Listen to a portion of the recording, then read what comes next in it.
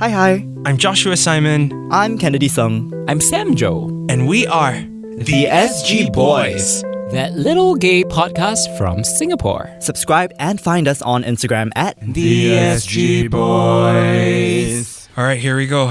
Season 2 of the SG Boys, Episode 1. It's been a long time coming. It's been a very long January. It's a lot of things have happened to the LGBT community in Singapore. There was a business mall that had their pride flag ripped out and thrown at one of their staff. A ministry misgendered a trans woman student.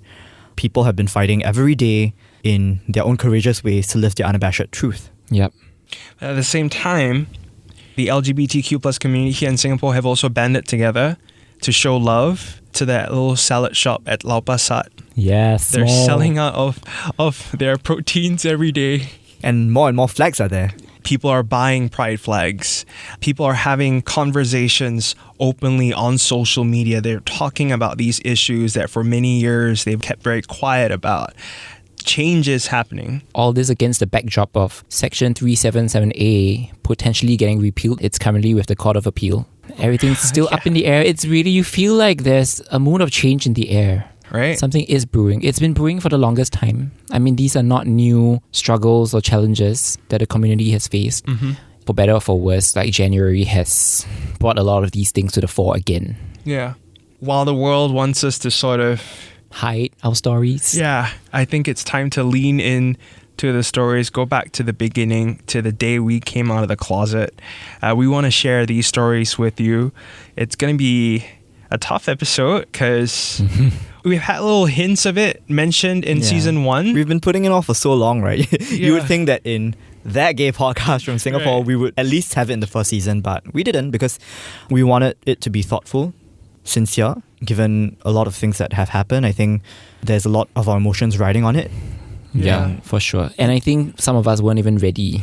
I know I wasn't ready like last year to talk about it. Yeah. But I feel like maybe now I am, or at least I'm learning to be okay with it. And we hope that you folks listening as well, draw strength from these stories and draw strength from your own stories and celebrate those stories and those experiences instead of being ashamed of them.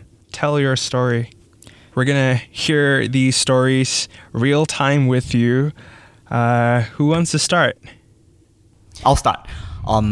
I think it surprises many people, but actually I'm not out to my family, to my parents, which is kind of weird because, if you Google my name, like gay comes out. Yeah, you're even on like gay Wikipedia. SG LGBT Wikipedia. Yeah, well, the first time we got to know you was through 377 Yeah. And your parents just didn't. They're very traditional media people, like they just read Straits Times and that's it. So I think that's why maybe they've never seen my activities online and stuff. Right. My sister knows about me, but yeah. So actually when I was 16, my dad, I turned off the setting of like auto lock on the iPad. I think he saw that I was watching gay pornography. Yeah. I think you left some tabs open or your search history. I left the video there. Oh my goodness. Yeah, because I completely forgot that I turned off the auto lock function. Right. He came across it and then he just came into my room one night and he was like, "Oh, I see that you've been watching gay porn. If you are gay, I will kick you out of the house because I don't want a gay son." Yeah. So that's how it went down. Ever since then, it's like we don't talk about it. For a few years after, if I bring friends home, he would be like, "Make sure your friends are not gay. I don't want any of these people in my house." And my mom, there was a lot of those kind of like, next time when you get married to a girl, and that's the situation with my family. So that's why I've never come out to my parents formally. Right. But that's the thing about coming out, right? And especially with parents, like, I feel like there are various stages, The first stage is like knowledge. Clearly in your father's case, like he knows because he came across your gay porn. And then the next step is like acknowledgement. Like, is he willing to acknowledge it? And clearly, as you have shared, he's not. Yeah. And then, of course, you have subsequent stages like accepting it and actually embracing it. I'm attached, I've had relationships and stuff. You can't bring a partner home, you know what I mean? And you just will never have that. I do get jealous of my sister when she brings home her partner and stuff, Yeah. Even though I'm in a very loving relationship, I can never bring my partner back. Is it one of those things where you have kind of just then decided, okay, I don't think things are going to change and you're not going to want to try again? Yeah, because it's like a don't ask, don't tell situation. We don't talk about it, right? Yeah. With my family. So I think it was very formative because I had just finished my O-levels back then, and I think there was a lot of changes, going to a new school, leaving secondary school, and so I was just very scared about the whole situation.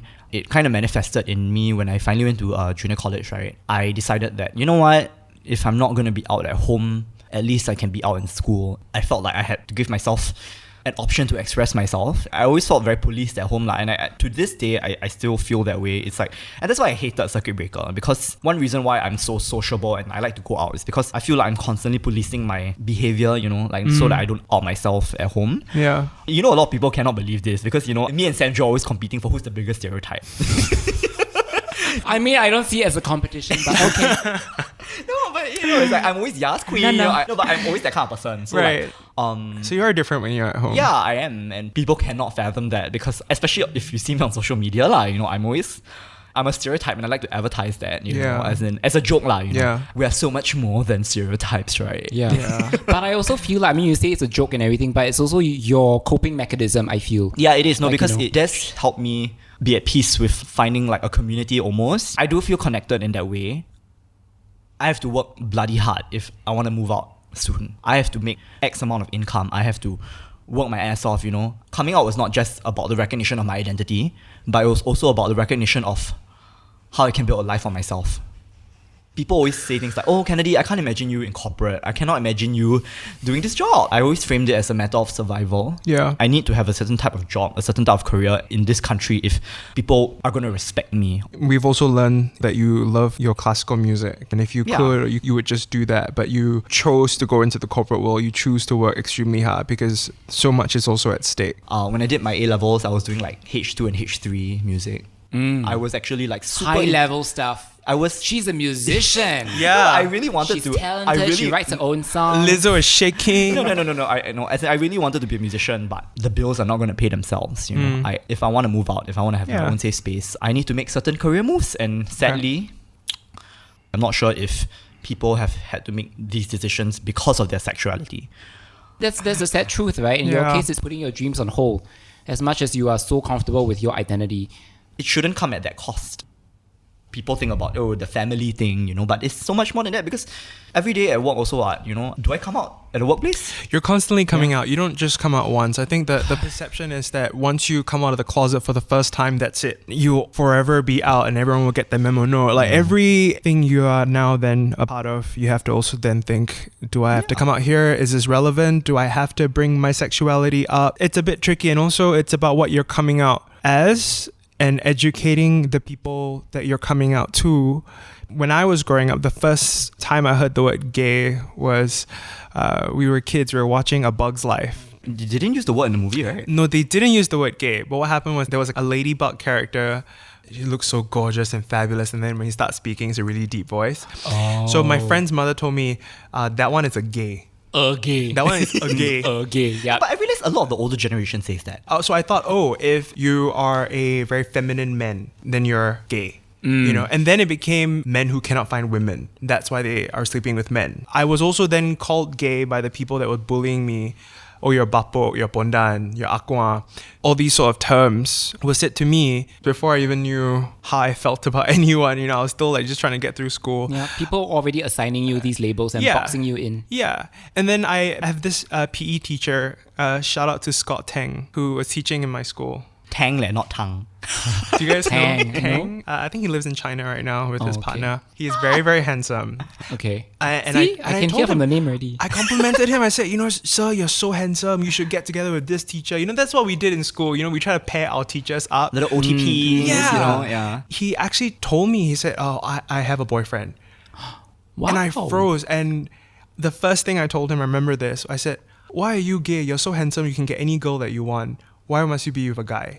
He said that, I have a boyfriend and I love my boyfriend. And I didn't even know that was possible because I never seen anything like that. I never seen men holding hands and just being happy or That's cute though, sharing a as an kiss MOE teacher and- that he shared that with you. Because I think that's rare. The idea that two men can be in love and it's not a perverse thing. And I think when you come out, especially to the older generation, I think the assumption is that everyone's really promiscuous and it's 377A that's completely linked to that all we are are our gross indecent acts. All we are is the sex and Yep. just carnal. So it took a long time for me to unlearn a lot of the things that I thought sexuality was. And I'm still learning. I think I'm still learning. I'm glad you brought that up though, because I realized that I am really in a very different space when it came to like ideas about sexuality. Honestly, really because of the shows I was watching growing up. Gossip Girl and Glee. That's the first time I saw a gay character. Sam Joe, like, what is your coming out story?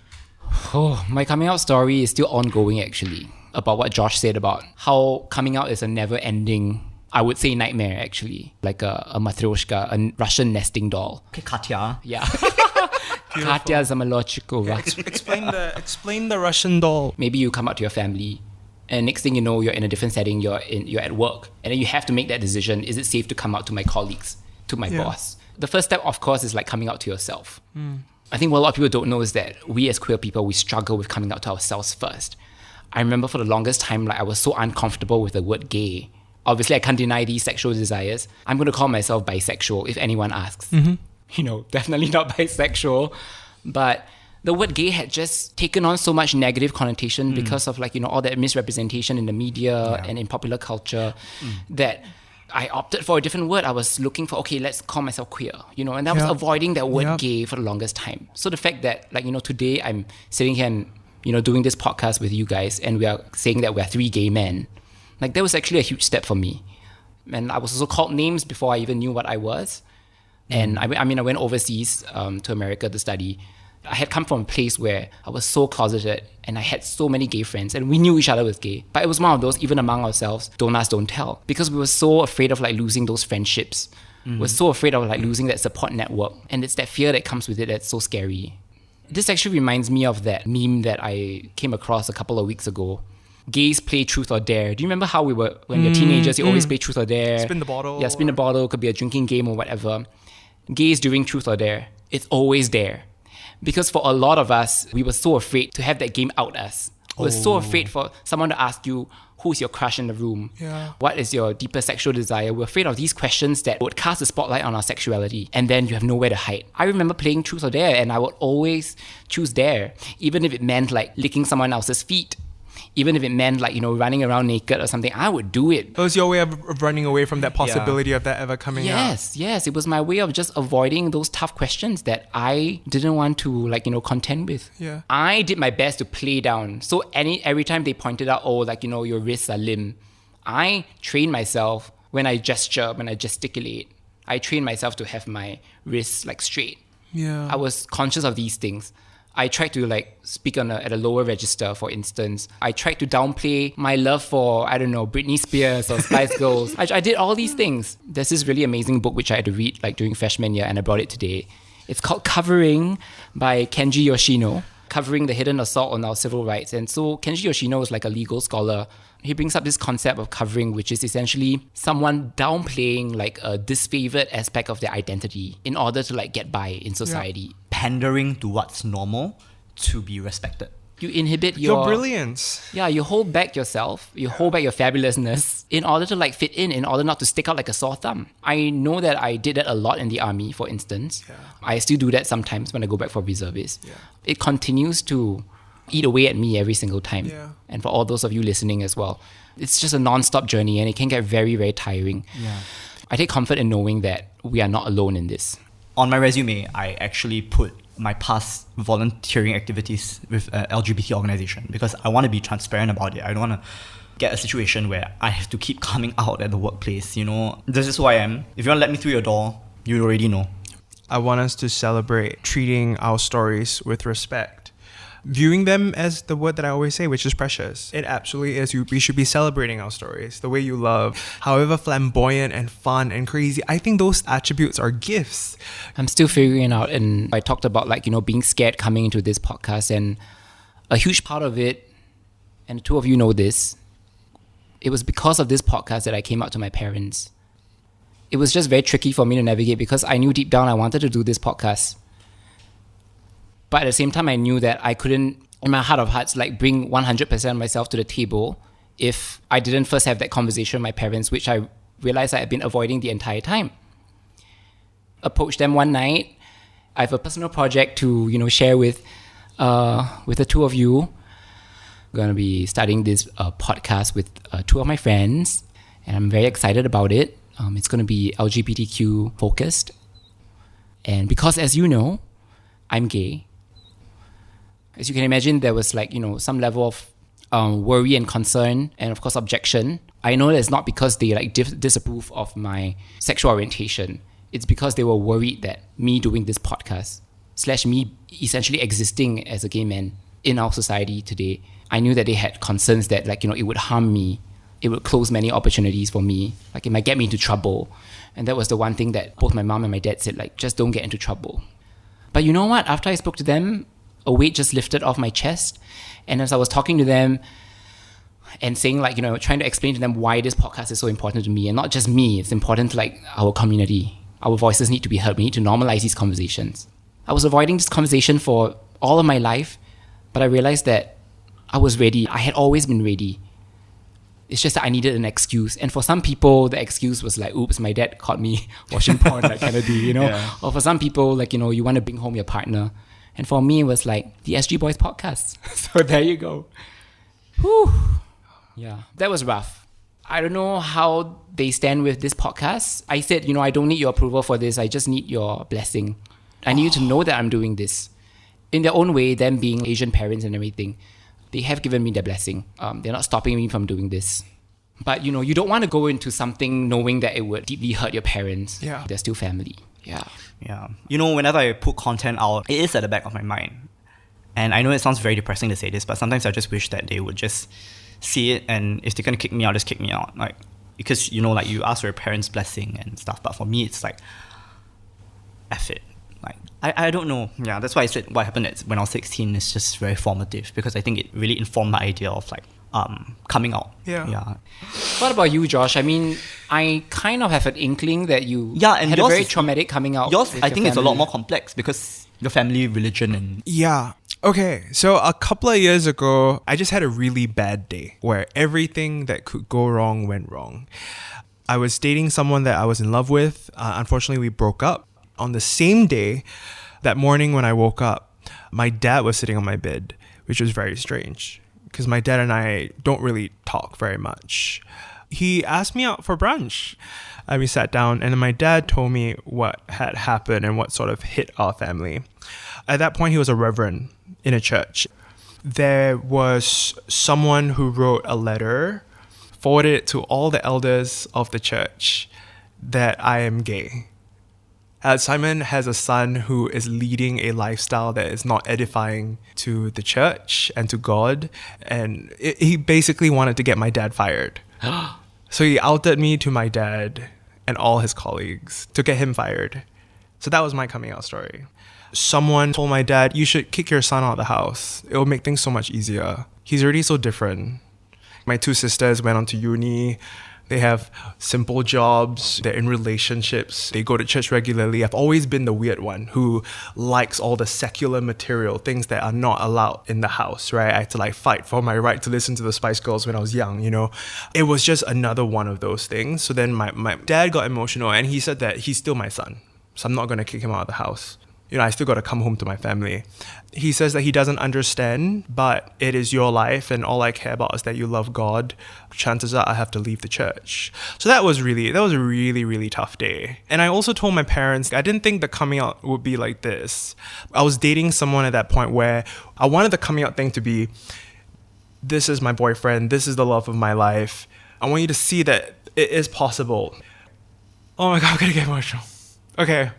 No, I don't want to, So I just wanted to show my parents that this is possible, that I can love someone, and it's a normal relationship, and it's almost like a friendship even, and he'll come over for dinner and we'll hang out and stuff like that. So little things like my ex buying my mom vitamins, that meant so much to me. And I just wanted my mom to say thank you to my ex for buying vitamins and stuff. Unfortunately, today is also a breakup with someone that I really wanted to introduce to you. So this is hitting really hard all at once. I flew back to Melbourne to try to make the relationship work with my ex. And I told my dad, I said, I'm going to have to do this. I'm going to go back to Melbourne to try to make things work with this guy that I love. A couple of weeks later, my dad stood at the front of the church, and he said, whoever you are, you're a coward for trying to attack my family. All of us have different things that we're struggling with.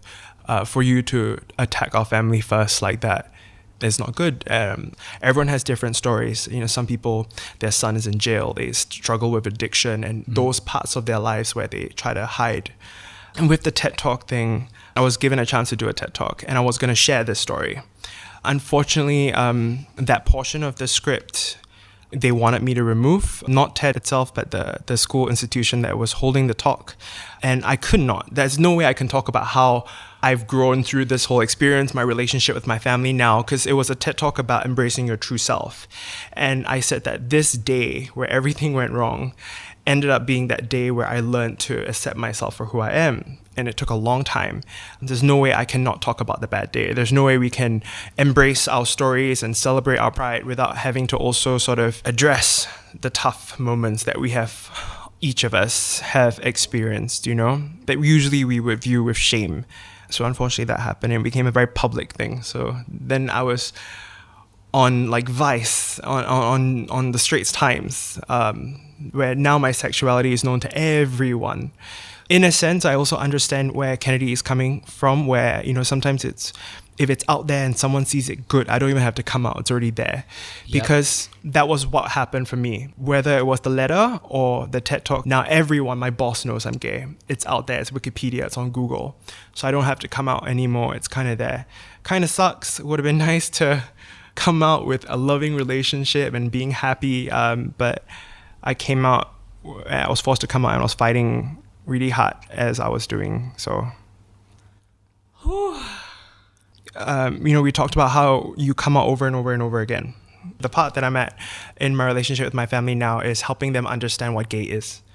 Okay? Right. Because I just want to sit down and watch Queer Eye with them. There is still that fear that I'm trying to get over of putting a RuPaul's Drag Race on episode while eating dinner and someone walks past. Same. It's almost in their reaction. You have to lower the volume. Yeah, wear headphones or cover it up. So now I'm still like doing this podcast helps as well. So now I'm just sort of like growing as well to be a little bit more brave. We may be out to our family, but we're still covering is what I'm trying to say. You know, it's always back to that word where we're trying to tone it down. We're trying not to rub it in people's faces because we're still actually afraid of disapproval, discrimination that's bound to come with it. There is this belief that coming out is nobody else's business. Don't have to come out. You can live your life. Don't disturb me. Don't be gay in front of me. You want to, whatever you want, behind closed doors, none of my business. But there's so much more to it. There are social repercussions for not coming out. I understand everyone has different environments. I want you to be safe, first and foremost. But that decision to not live your authentic self, to not try, there are social repercussions to it. I'll give you an example, right? So if everyone is right now given a choice, hey, do you want to get rid of 377A? Every Singaporean gets to answer it, right? And my parents didn't know that I'm gay. They probably would have wanted to keep that law there. As tough as it was, me coming out, as tough as it is right now, I don't think my parents would want to keep a law that would discriminate against me. So there are social repercussions to not coming out, to thinking that you can just live your whole life in secret without being your true self, without embracing how you love. And I hope that this podcast, especially this episode, helps you navigate that, which we are also still navigating through ourselves. In a 2015 article on Advocate magazine, a study was done and it said that LGBTQ plus people living in a country where they do not have rights to be themselves have a life expectancy of 12 years lower than everyone else. Heart disease, anxiety, depression from loneliness, suicidal ideation.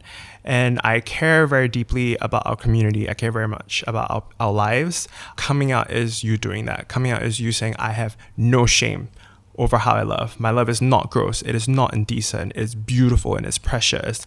And that's why I'm coming out. Why I'm coming out. This is what I'm telling you. You can take your time to understand what gay is. You can take your time to understand what the spectrum is and pronouns and all these different things. And I can help you along with that. But the first thing you need to know is that I am not ashamed. And that's what the three of us stand for. Very that. Couldn't have said it better myself. Yeah. I have something to share. Yeah. 2 years ago, I actually wrote an essay because I'm so self-involved. Oh, I like that you're journaling. Yeah, and it's called Identity. This is like a little precursor to the SG Boys. I totally forgot about this piece of writing. I left it in a Google Drive and I just left it there. But now that I thought about today coming out and I went to see, I was like, hey, especially to the point of the reflection of coming out many, many years after you've come out for the first time. Right. Title of this piece is called Identity. It is 3 a.m. and the strobe lights paint a glaring scene of debauchery and hedonism. It feels as if I have had one too many drinks and another one would cause a bout of verbal vomit and probably actual vomit. Except it does not. I brave the bitters and the burn as it travels down my gut. I tell myself yet another meaningless cliche to enable my poor life choices. This is what it feels like to be alive again. After the past years of identifying myself to be a part of a community, the gay clubbing community in Singapore, this scenario is molding into an uncomfortable routine for me. A social lubricant, I tell myself, as I down yet another shot of vodka in an attempt to squeeze out more lube. The silicone-based ones work better than the water-based ones apparently. In a haze of drunkenness, with an equally strong haze of anxiety, I finally feel like I can be myself. The clinking champagne glasses and the indistinct chatter of strangers engrossed in their private conversations always felt glamorous to me. I imagined those same people would be looking at me, murmuring my name under their breath. This is where I belong, I tell myself. It felt good to feel validation and admiration. It was an addiction. I wanted to feel better than other people. I felt like I deserved it because every day feels like a damn fight to be accepted. I just wanted to belong. Under all of that, who am I? Really? Scene gaze, mask gaze, femtops, verse bottoms, mask for mask. These days, it's difficult to keep up. I proceed to take another shot of tequila and even more salt to wash away my thoughts. It was precisely 4 a.m, I think, if I remember anything at all from that night. For the last 3 years, the club and the people that came with it felt a lot like a place I could belong. I could never be myself at home. I don't want a gay son. The words still ring as clear as a bell. I had everything a child is supposed to need growing up. Bed, books, and the proverbial bread. And therein lies the pain and conflict. How could I not feel guilty for feeling like my family did not love me? And so I pull and I push. I yank and I yearn.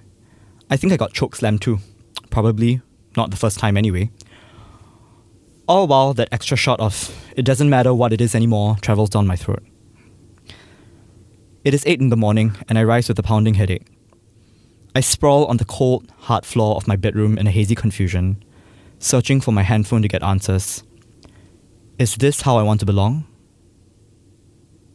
Scene.